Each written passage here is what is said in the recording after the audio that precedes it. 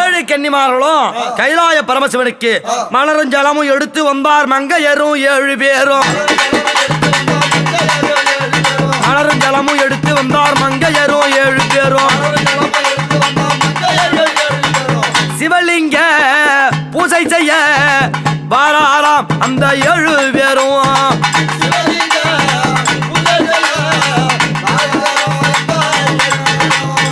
சிவலிங்க பூசைக்கு மலரும் ஜலமும் கொண்டு வருவது அந்த 7 கன்னிமாருடைய வேலை.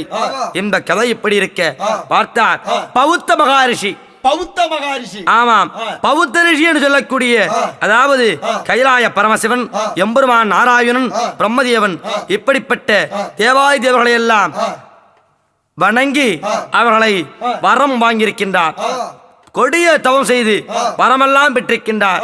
யார் இந்த பௌத்த ரிஷி ஆகப்பட்டவர்? அவரோ பரமக்கிழவளை கண்ணால் காண வேண்டும். அப்படி என்று